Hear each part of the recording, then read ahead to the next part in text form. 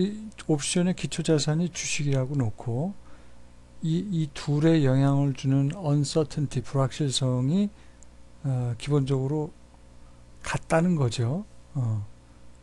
같고 그것이 어떤 위너 프로세스라는 그런 어떤 수학적인 동적 확률 과정을 따라간다라고 가정을 합니다. 개념적으로는 어떤 거냐면 매 순간순간 이러한 그 불확실성 앞에서 이 불확실성을 없앨 수 있는 리스크리스 포트폴리오를 만드는데요. 어떻게 만드냐면 콜옵션의 경우 콜옵션 하나 팔 때마다 옵션 델타 또는 해지 레이셔만큼의 기초자산 주식을 사서 무위험 포트폴리오를 만드는 거예요. 리스크리스 포트폴리오를 만든 다음에 그것의 수익률이 무위험 채권 수익률과 같다라고 놓고 수학적으로 그걸 풀면 그게 이제 그 물리학에서 얘기하는 히트 이퀘이션이 나온답니다. 그래서 그거의 결과가 말하자면 이겁니다. 콜옵션 가격은 이런 식으로 주어지고 풋옵션 가격은 이런 식으로 주어지고 이때 D1 값은 이런 식으로 주어지고 D2 값은 이런 식으로 주어지는데 D1과 D2는 이렇게 연결되어 있다는 거죠. 그럼 여기서 ND1, ND2 이렇게 표현이 되는데 이게 무슨 말이냐? 이 NUX의 값은 이 누적 확률 값입니다. 무엇의 누적 확률이냐면 민이 제로고 기대값이 제로고 표준 편차가 1로 정규 분포가 되는 것 중에서 x보다 작은 누적 확률이 바로 nx로 표현이 되고요. 이 값은 테이블을 보고 찾으면 됩니다.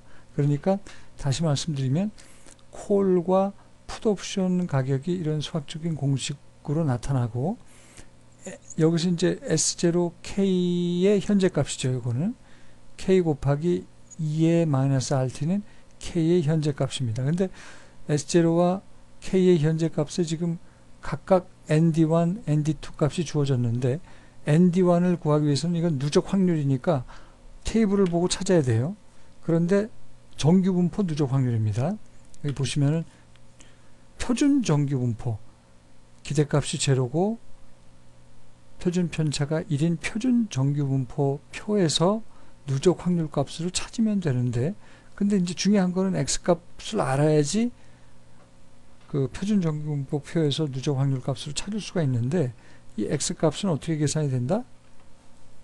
이렇게 계산이 된다. X가 지금 D1일 수도 있고 D2일 수도 있는데 D1은 이런 식으로 D2는 이런 식으로 근데 D1을 알 경우에 D2는 이런 식으로 구해지는데 다시 한번 말씀드리지만 D1과 D2는 그 옵션에 영향을 주는 기본 팩터들이 있잖아요.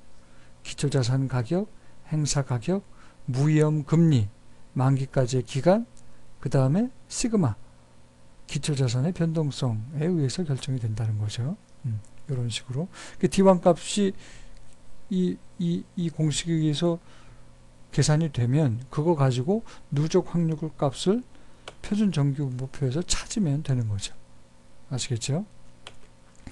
그런데 이런 블랙졸스 포뮬라에 그 몇 가지 성질들이 지금 나오는데요.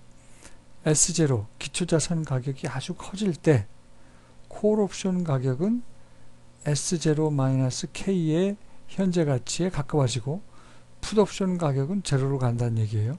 그 얘기는 무슨 얘기냐면 콜옵션 가격이 S0가 커질 때 D1 값이 어떻게 만들어지냐면 D1 값이 S0가 커질 때 점점 커져서 이게 무한대로 가는 모양이 되면 이 누적 ND1 값이 1에 수렴한다는 얘기예요.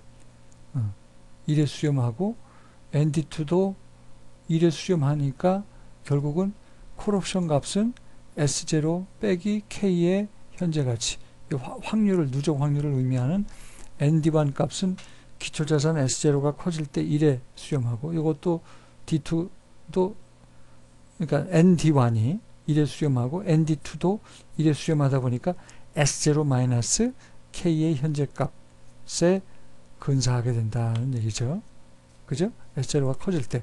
반면에 S0가 작아지면 콜옵션 값은 제로로 가는데 풋옵션 값은 행사 가격의 현재 가치에다가 빼기 기초자산인 주식의 현재 가치에 근사한단 말이죠. 그러니까 이것도 이 공식을 자세히 보시면 기초자산인 S0 값이 점점 작아질 때 요 값도 1에 가까이 가고 요 값도 1에 가까이 간다는 얘기예요. 결국은. 그래서 풋옵션 값은 행사 가격의 현재 가치, 요 확률 값은 1에 가까이 가니까 빼기 기초자산 주식의 가치, 요것도 1에 가까이 가니까 반면에 콜옵션 값은 제로로 간다는 얘기죠. 기초자산 가격이 점점 제로로 갈 때 제로로 간다는 얘기입니다.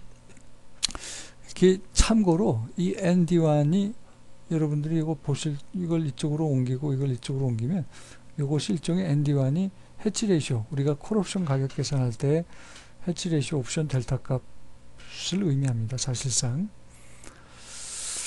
자, 근데 이제 이렇게 블랙숄스 모형과 바이노미얼 모형과 리스크 뉴트럴 모형이 서로 연결이 돼 있죠.